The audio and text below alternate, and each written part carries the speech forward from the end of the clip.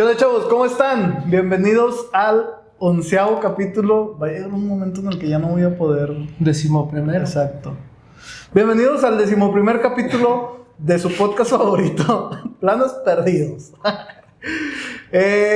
Un capítulo más, un día más, diferente, obviamente. No ven que andamos con ropa diferente. Y bienvenidos, chavos, gracias por estar aquí. Gracias por ver el pasado. Y los pasados, los últimos 3 tuvieron... Han tenido un repunte de vistas bastante bueno. Wow. Vamos por buen camino. Así es. Y se vienen sorpresas. No, pero sí he recibido comentarios de personas en la universidad de que ven el podcast. Sí. La fama nos está comiendo. Tu mamá no cuenta, el otro vato. No digas eso, que mi mamá sí lo ve. Y mi mamá también. Oye, hablando de... ¿No te pasa que lo pone cuando estás ahí? No. A mí sí, me da un chorro de pena, loco. No, yo sí. O sea, no soportaría estarme escuchando. No, a mí me da un chorro de vergüenza. Y De hecho, te voy a ser honesto, no los veo. O sea, le pongo reproducir, le bajo el volumen y se queda reproducido. en bucle. Bueno, pues es que ya lo vi en la edición. Sí, pues sí. No, mi mamá sí, como que se acuerda cuando me ve o le platico algo de que, por decir, ahorita llego y ¿qué onda, mijo? ¿Cómo les fue? O ¿cómo te fue? Porque me fui a la escuela y no he regresado. No, bien, me fui a grabar y todo. No he visto el de esta semana. Déjalo pongo. Y lo pone y yo así que no puede ser. O sea, no pasa nada, es mi mamá. Pero da vergüenza estarse escuchando. Sí, a mí no me gusta mi voz. Sí, no, yo siento que me oigo gangoso, pero bueno. Sí, te oyes. Pero sí da vergüencilla. Sí da vergüencilla. Pues nada, capítulo 11. ¿De qué vamos a hablar hoy, Mary? Hoy... Espera, ¿cómo estás? No te pregunté. Muy bien. Estoy bien. Gracias por preguntarme ya después de 3 minutos de haber empezado el programa. Oye, pero lo hice. ¿Quién te había preguntado hoy cómo estabas? Muchas personas. Hoy estamos grabando de nuevo desde la pizzería El Zaguán. Y pues nada, hoy vamos a hablar de un tema del que me gusta mucho, me apasiona mucho Es que te adelantes, tengo que preguntar, ¿de qué vamos a hablar hoy? ¿De qué vamos a hablar hoy, Eric? Hoy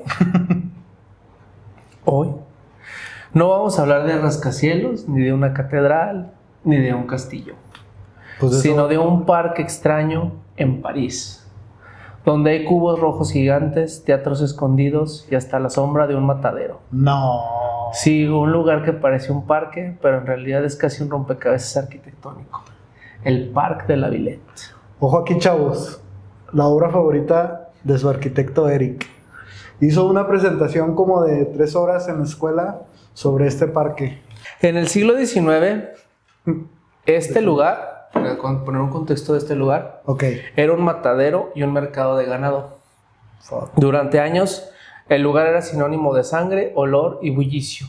Cerró en los 70s y quedó como un enorme terreno baldío. ¿Dónde es, perdón? En París. Ok. En las orillas de la ciudad. El sitio del Parque de la Villette fue una locación intrigante, un complejo de mataderos que servían a París y áreas cercanas. Los mataderos vacíos aún cubrían la Villette al inicio de los 80s, lo que le daba al proyecto una inusual historia. Los edificios abandonados en el sitio estaban rodeados por líneas ferroviarias y un bulevar intersectada por un canal industrial del periodo. En el siglo XIX, la mitad del sitio consistía en mataderos, mientras que la otra mitad proveía un mercado donde el ganado era vendido antes de que fueran matados. Era un lugar extraño para insertar un parque de 125 acres. Era claro que no había razón para tratar de resucitar naturaleza, dado que el sitio ya era parte de la ciudad. Para regresarle su naturaleza, también se convertiría en una calidad misteriosa que se volvería irresistible sobre el sitio. ¿Cuántos acres? 125 acres. Ahí te va el dato para los que no saben cuántos son 125 acres. Son 50,000... ¡A la madre! No, 505,857 metros cuadrados. ¿Y en kilómetros? Aquí lo tengo, no te apures. En kilómetros son 0.50 kilómetros cuadrados. No es cierto.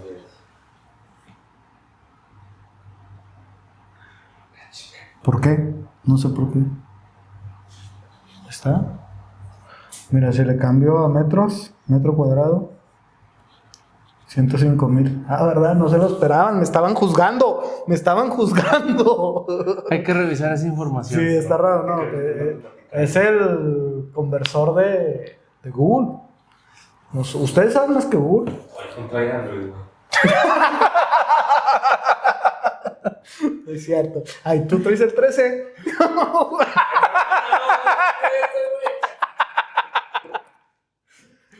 Ya entró el chiste. Es que todo esto no está planeado, aunque parezca. Es la conexión, la química que hay de un episodio a otro. Es todo. Aquí sigue el espíritu de Sara.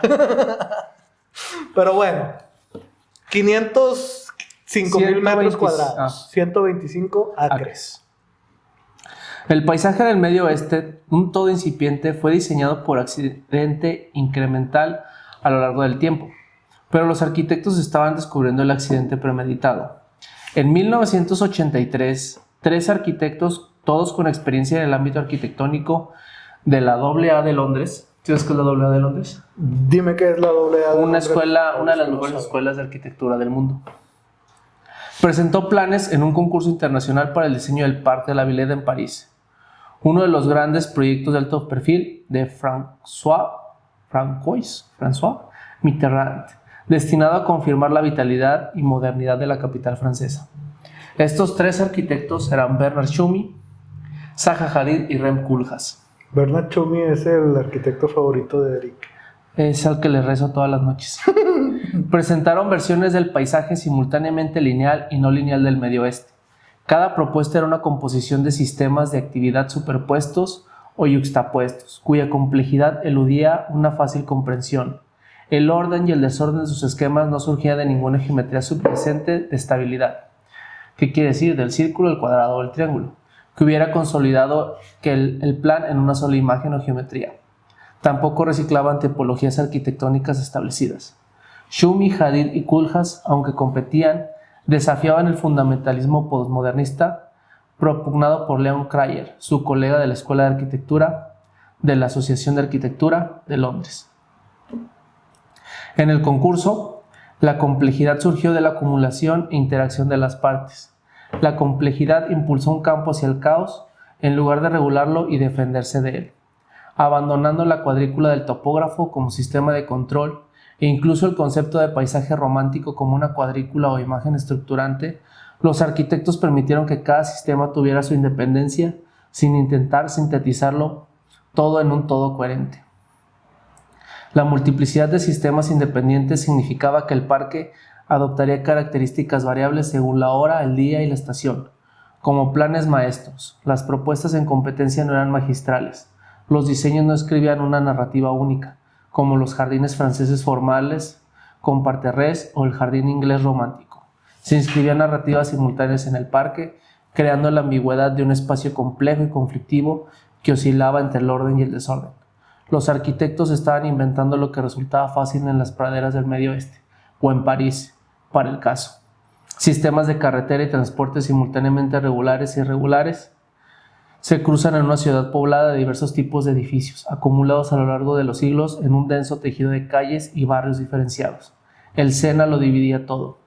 Los arquitectos estaban creando las condiciones para precipitar una esfera de intensa actividad urbana que cobraría vida giroscópicamente en los días más concurridos.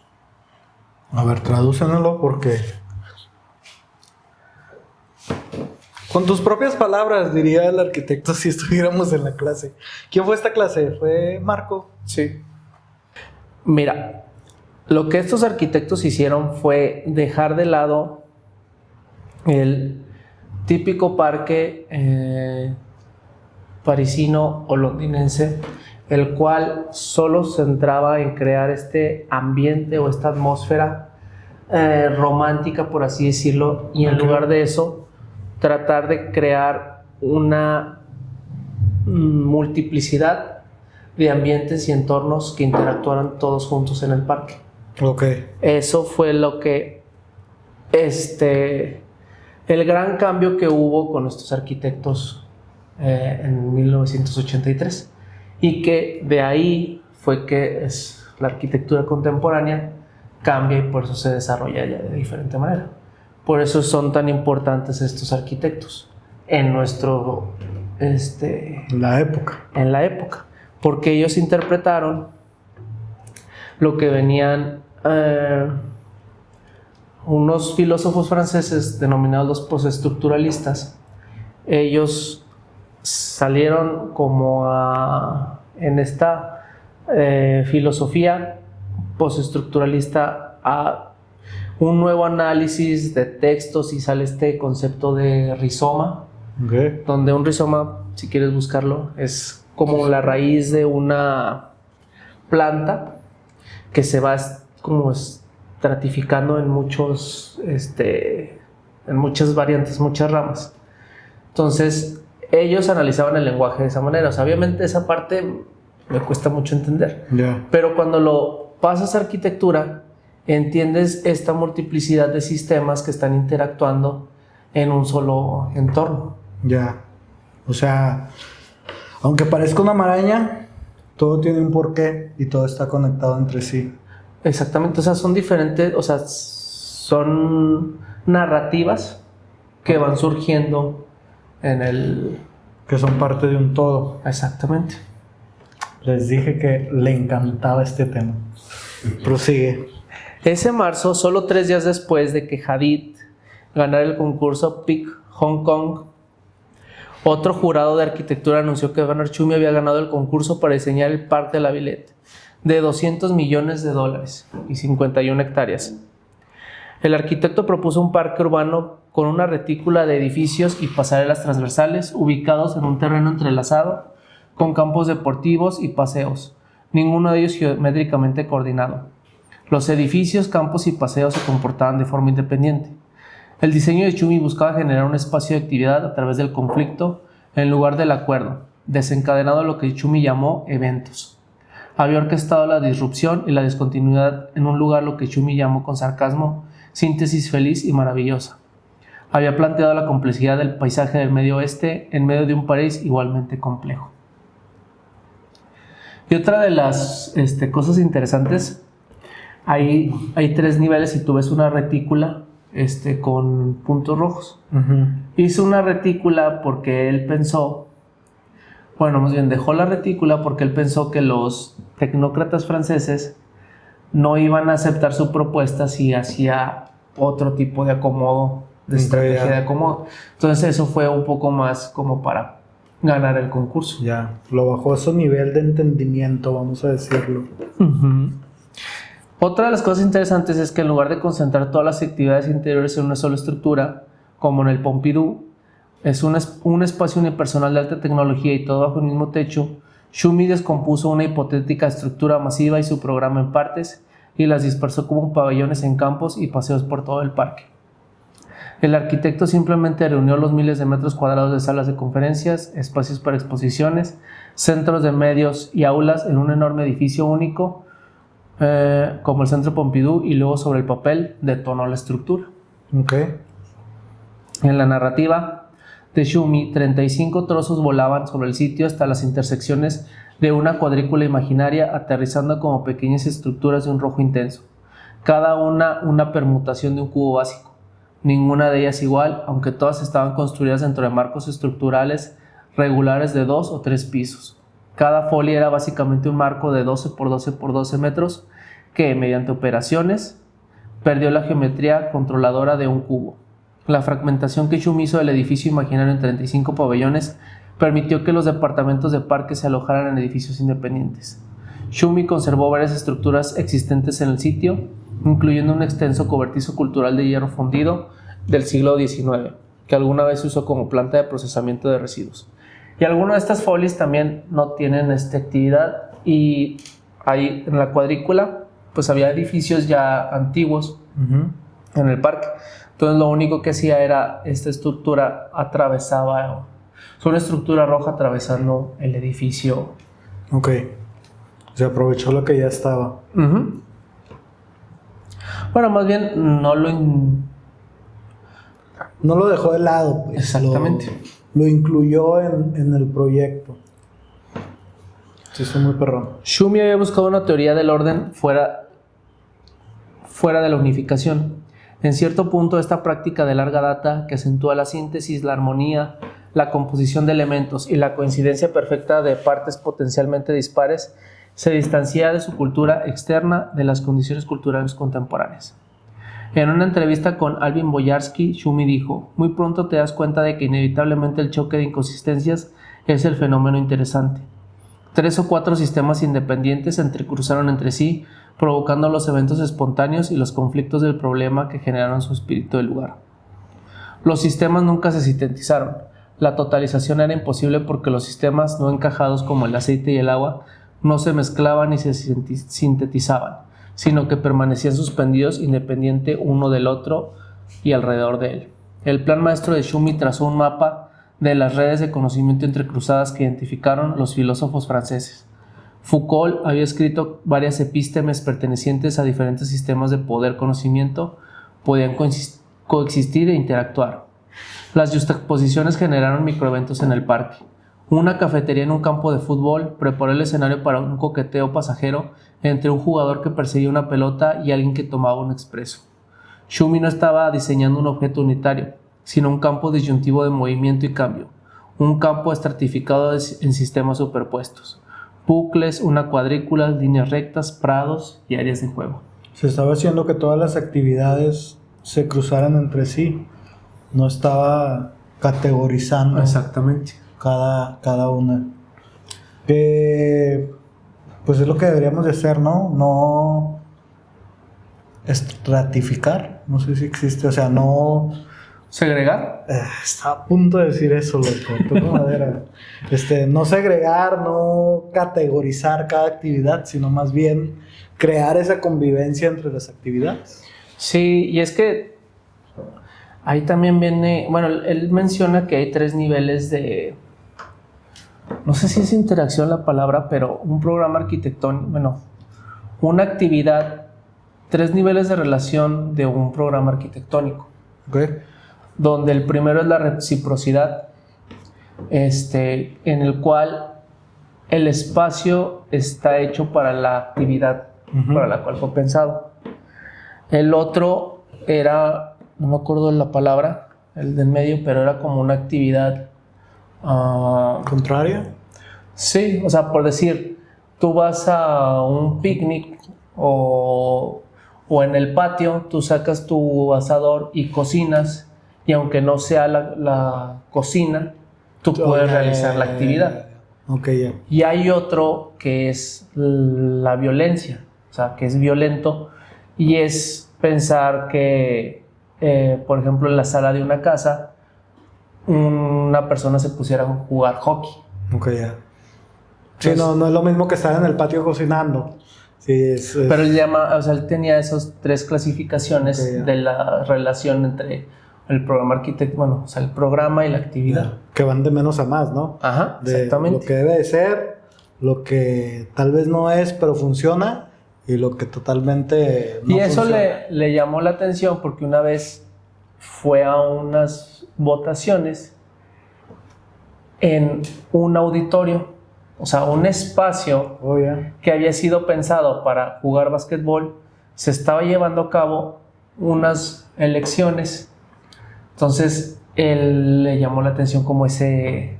¿Como aquí? Ajá, exactamente. Pero entonces, ahí es donde después, ya que como analizando, que entonces, ¿qué sería un espacio funcional? ¿Y qué dijo él? No, o sea... mi reflexión... Ok, ya. ¿Qué sería un espacio funcional? Exactamente.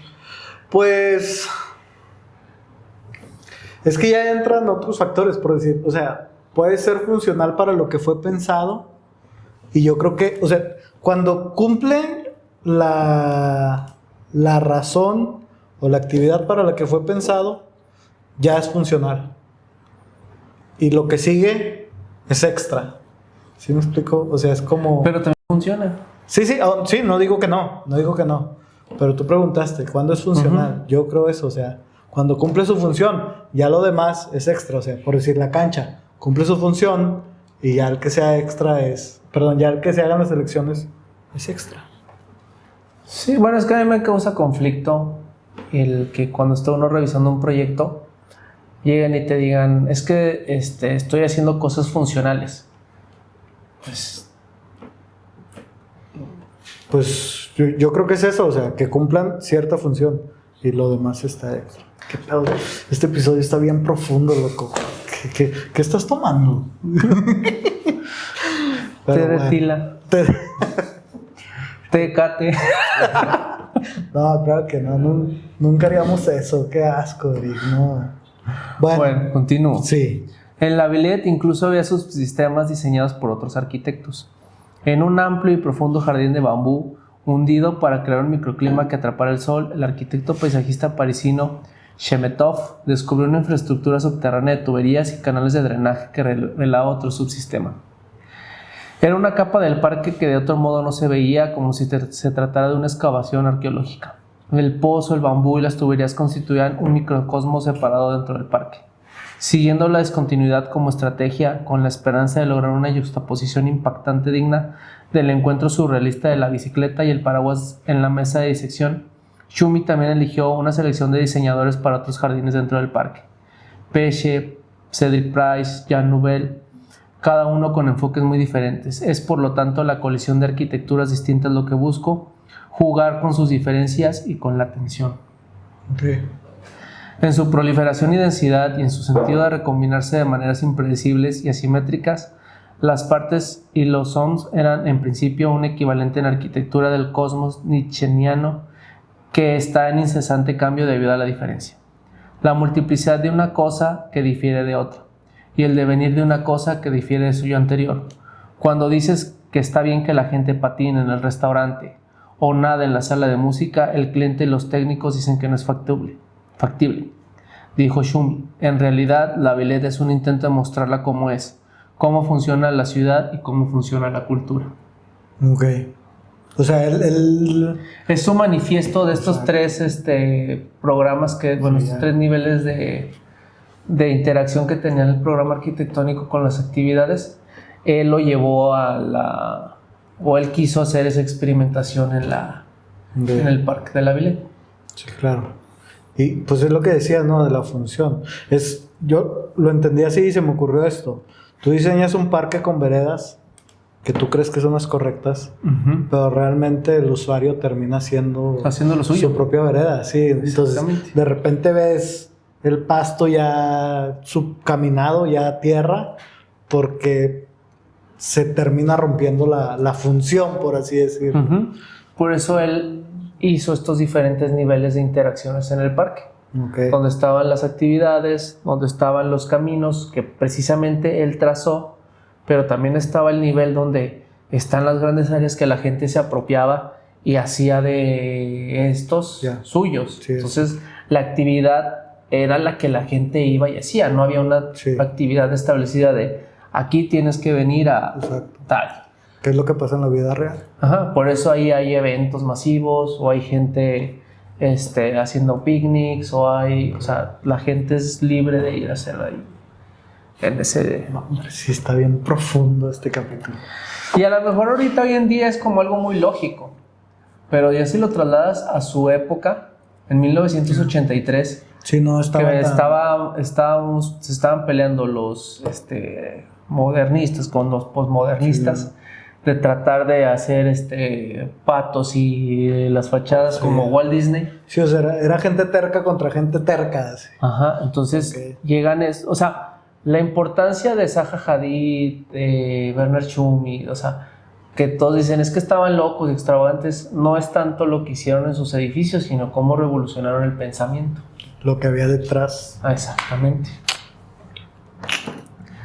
Los bocetos preliminares muestran que Schumi primero buscó maneras de transformar cada una de las cajas que caían en la cuadrícula como una folia simplemente poniéndoles diferentes sombreros, como Aldo Rossi podría haber hecho con sus primitivos cúbicos o como Matthias Ungers podría haber hecho con tipologías domésticas con forma de caja.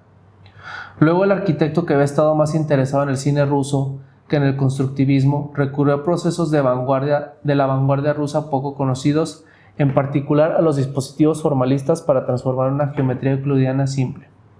Schumi desarrolló un vocabulario de elementos autónomos como rampas, escaleras, cilindros y fragmentos del cubo dentro y alrededor de cada pabellón.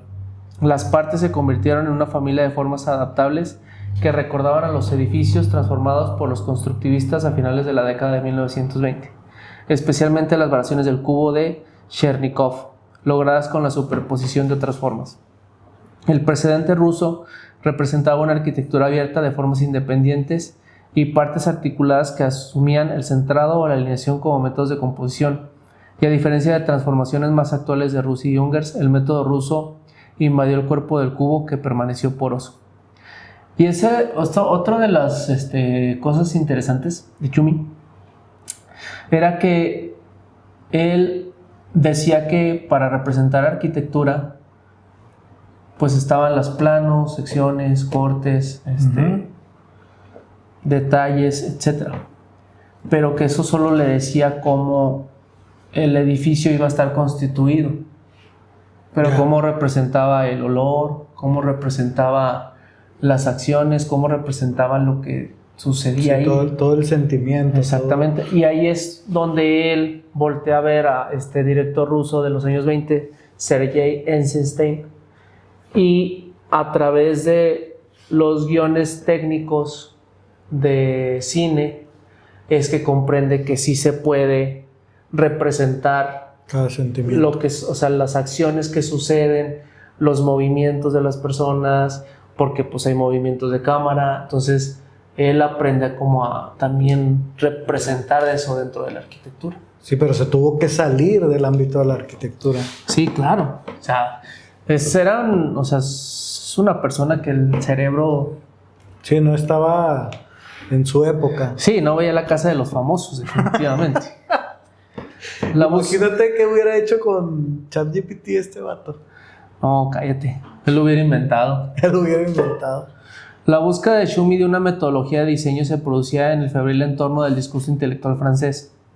Los procesos postestructuralistas de dislocación, como los procesos de desfamiliarización del formalismo ruso o las impactantes juxtaposiciones del surrealismo, que empleaban lo que Jacques Derrida llama el rasgo diferencial, un enfoque que refresca los sistemas y evita que se desinflen generando ideas contrarias a su esencia de maneras disímiles, excepcionales y desestabilizadoras en lugar congruente. Txumy sometió los cubos a una serie de operaciones de diferenciación que incluían los desplazamientos, dislocaciones y descentramientos que formaban parte del discurso teórico postestructuralista francés desde la década de 1970. Mecanismos que no requerían la creatividad de un autor, sino que establecían diferencias relacionales entre las partes.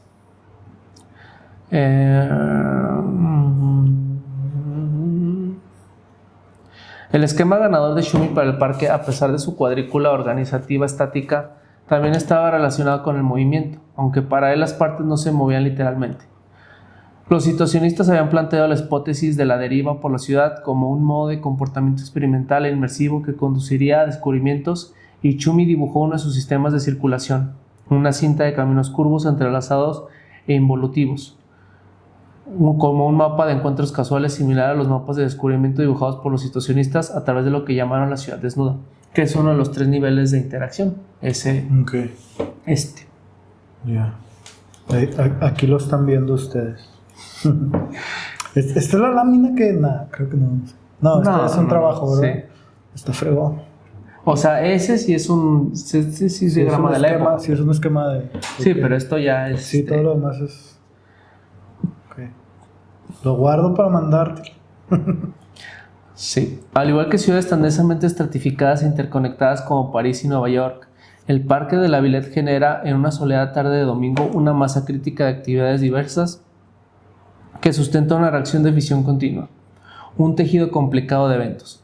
Para usar la descripción del mundo de Werner Heisenberg, en lugar de un entorno de proscenio de acción escenificada. En teoría, el diseño altamente examinado del Parque de la Villette pretendía catalizar lo que los constructivistas en la literatura llaman juego libre, un proceso de cambio incesante o lo que los futuristas y caóticos llaman ruido.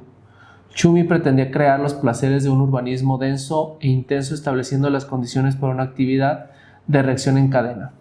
En un fin de semana activo, el parque adquiere la vida de las ciudades densas que han evolucionado con el tiempo hasta convertirse en organismos complejos e impredecibles. Nunca la misma multiplicidad, siempre el mismo proceso, nunca un estado estable, siempre un solo evento, nunca un resultado predecible. Una diferencia que se diferencia a sí misma, como un tema de la sonata en Proust que regresa, pero cada vez cambiado en un ritmo diferente, con un acompañamiento diferente, el mismo y sin embargo otro, como las cosas regresan en la vida. Para ir cerrando, el Parc de la Villette es un símbolo de la arquitectura que puede transformar un espacio con un pasado oscuro en un lugar de encuentro cultural. Un parque no tiene que ser naturaleza pura, puede ser un laboratorio urbano. Laboratorio de arquitectura. ¿Y qué piensas? Está súper interesante. De hecho, estaba viendo que hablaste de descomposición del cubo. O sea, si tú ves ¿cómo se le llama? Folio. Cada folio es como si fuera una maquetita de primer semestre. ¿Sí? Es un cubo descompuesto. Exacto. Es como para los estudiantes que ya pasaron primer semestre y que espero hayan tenido esa clase, cuando empezamos a hacer maquetas con las figuras básicas, con el cubo, el triángulo, el cuadrado, pues ustedes lo van a estar viendo aquí. Entonces, se fue a lo básico, pero lo hizo de una manera, o sea, a un nivel impresionante. Y es aquí porque te digo, o sea, en esos años los filósofos franceses lo estaban haciendo con textos y estaban haciéndolo, o sea, estaban deconstruyendo el lenguaje. Okay. Sí, todo lo que se venía haciendo. Estos, o sea, por eso, o sea, no es que sean deconstructivistas, es que voltearon a ver lo que estaban haciendo los filósofos y ellos lo trasladaron al campo de la arquitectura y empezaron a hacer este tipo de experimentaciones. Pero obviamente el entendimiento que ellos tenían, sí. Digo, también eran contemporáneos, se iban a pistear con los filósofos, ¿verdad? O sea, no era de sí, que estaban bien alimentados. Exactamente. O sea, eran colegas. Exacto, sí. Entonces, pues ellos entendían perfectamente a lo que estaban tratando de querer y ellos lo trasladaron a su... Sí. No es que fueran unos genios eruditos metidos en la investigación, lo estaban viviendo día a día. Exactamente. O sea, lo traían fresco. Era la contemporaneidad. Exacto. Que ellos estaban viviendo. Exacto. Ahorita nosotros, pues nos toca otro tipo de contemporaneidad. La casa de los famosos, ya dijiste. No, pero también podemos hacer algo así, chavos. Nosotros estamos trabajando para que este tipo de acciones sigan sucediendo. Sí, digo, también es importante. Aquí se habla, bueno, ¿cómo decirlo? Estos arquitectos, muchos, pues sobresalieron mediante concursos. Ok. Por eso es importante también entrar a los concursos. Entrar a los concursos y que muchas de los proyectos y las obras se concursen. Sí. Para poder entender como que más. Y es un área que se olvida, al menos en la escuela te lo mencionan, de que el día que estás en un concurso no te van a esperar y todo eso. Pero sales de la arquitectura y yo creo que el 80-90% se olvida que existe ese... Sí, aparte no quiero raspar muebles, pero ¿cuántos maestros que dan clases han participado en un concurso? Sí, no, pues pocos. Yo conozco 2, tú y yo. Sí, no, es una rama que terminamos olvidando, pero ahí está y es importante porque te alimenta demasiado. Cuando tú haces el proyecto y luego ves los resultados, o sea, si no ganas o si ganas, es como un termómetro de en dónde estás posicionado. Entonces, te aparte hace también es motivarte. Entrenamiento. Sí. Es entrenamiento y es una manera de exponer tus ideas. Y es motivación por querer más, por aprender más, por darte cuenta que aunque creas que ya lo sabes todo, Nunca vas a saberlo Sí, todo. y esta es la parte que a mí me apasiona la arquitectura. O sea, la investigación, el diseño, Tranquilo. todo eso. No tanto estar subiendo videos regañando albañiles.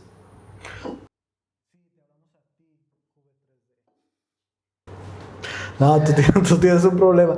No es cierto, ven. Ayúdanos a subir nuestros views.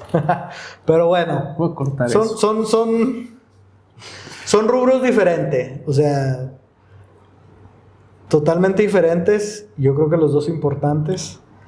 Uno más olvidado que el otro. Pero ahí están. Sí, pero definitivamente son cosas que tiene que conocer Sí. el alumno que está estudiando arquitectura. Que existe todo esto. ¿Sí me explico? Claro, O sea, que lo explicas. que no nada más se quede como en la función. Oh, si te pusiste sentimental. Pues bueno, Es que ahí sí, está. me quedo callado.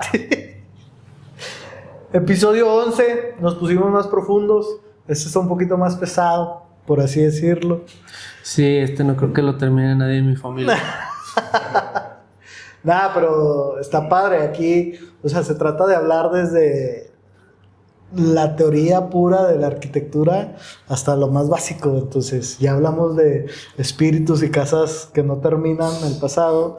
Y ahora hablamos de algo, o sea, fuimos de algo nada pensado a algo súper teorizado. Entonces, de eso se trata.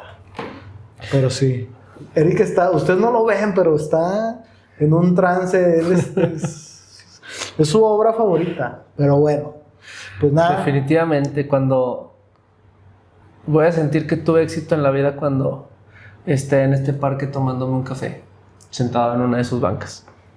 Me pasas un pañuelo, güey. Ah, te entiendo. Pero bueno, ya lo ven. Ya saben qué regalarle al Arqui Eric. Un viaje a Para París.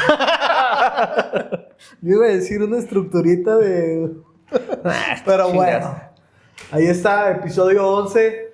No solo somos jijiji, jajaja. También hay teoría, también pensamos, o sea... Nunca fuimos jijiji, jajaja. Bueno, nada. Me encantó. Súper buen episodio. Pues nada, ya despedir el episodio y otra vez agradecer a Pizzería El Zaguán Pizzería El Zaguán, Estudio A94, y Levenarc. Laboratorio de Arquitectura. Muchas gracias por vernos. Los que se quedaron, fue un gran episodio. Tienen que verlo. Entonces, compartan, suscríbanse, comenten si no están de acuerdo con algo de lo que dijimos. Se vale. Y el próximo episodio nosotros lo reventamos a ustedes. Nosotros les decimos por qué están equivocados. Y nada. Muchas gracias. Nos vemos el otro. Es con un invitado, ¿verdad? Esperemos. Esperemos. El otro.